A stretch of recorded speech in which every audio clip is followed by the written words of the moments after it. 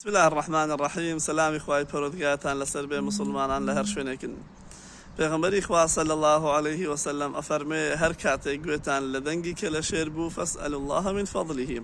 ئەفەرمێ داوا لە خوای پەروەردگار بکەن کە خوای پەروەردگار ڕەحمەت و بەرەکەت و سۆزی خۆیتان بەسەردا بارەنێ.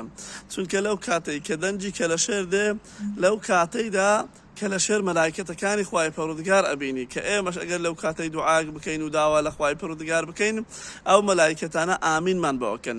و مسلمانان کەلەشێر تایبەتمەندی خۆی هەیە. تەماشا بکە هەموو وەختەکانی نوێژ ئەزانی. سبحان الله، خوای پەروەردگار وا جوانی دروست کردووە وەختەکانی نوێژ ئەزانی. لە بەیانیان تەماشا بکە لە بەیانیان ئێمە دوو بانگمان هەیە. لە کاتی هەردوو بانگەکان کەلەشێر دەنجی دێ. لەو کاتێک کە پێش ئەوەی بەیانی ببێتەوە دەنجی دێتن لەوە ئینسان هەربستی و بەخەبەر بێ و خۆی ئامادە بکە بۆ نوێژی بەیانی و لە کاتی نوێژی بەیانیش کەلەشێر دەنجی دێ.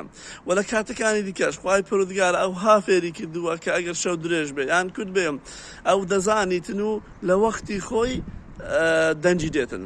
و هەروەها خوای پەروەردگار ئەو تایبەتمەندی داتە کەلەشێری کە کەلەشێرم شەو ڕۆژ لێک جودا ئەکاتەوە.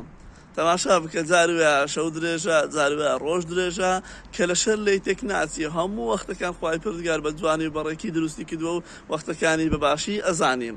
جا بۆیە نیعمەتێکی زۆری گەورەیە پێویستە ئینسانی موسڵمان کەلەشێرێکی هەر ئەگەر بۆی بگونجێ کەلەشێری لە ماڵەوە هەبی بۆ ئەوەی هەموو کاتێک کە وەختی بانگەکانە و کە گوێی لە دەنگی کەلەشێر بووە تەماشا بکە ئەزانی کە مەلایکەتێکی خوای پەروەردگار لەو شوێنەیدا ئامادەیەوە ئەو مەلایکەتەکانی خوای پەروەردگار ئەبینێ. و هەروەها بچاوانەوەش خوای پەروەردگار پێغەمبەری خوا صلی الله عليه وسلم دیسان ئەمرمان پێ ئەکاتن ئەفەرمێ هەر کاتێک گوێتان لە دەنگی گوێ درێژ بوو هەوڵ بدەن و دوعا بکەن خۆ بپارێزن بە خوای پەروەردگار لە شەڕ و فیتنەی شەیطان. تەماشا بکە پێغەمبەر فەرمێ صلی الله عليه وسلم هەر کاتێک گوێتان لە دەنگی گوێ درێژ بوو بڵێن ئەعوذ بالله من الشیطان الرجیم.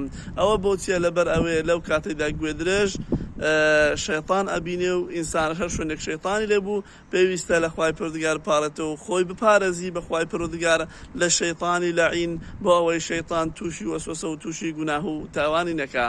وەسەلام عەلەیکم وەڕەحمەت الله وبەرەکاتوه.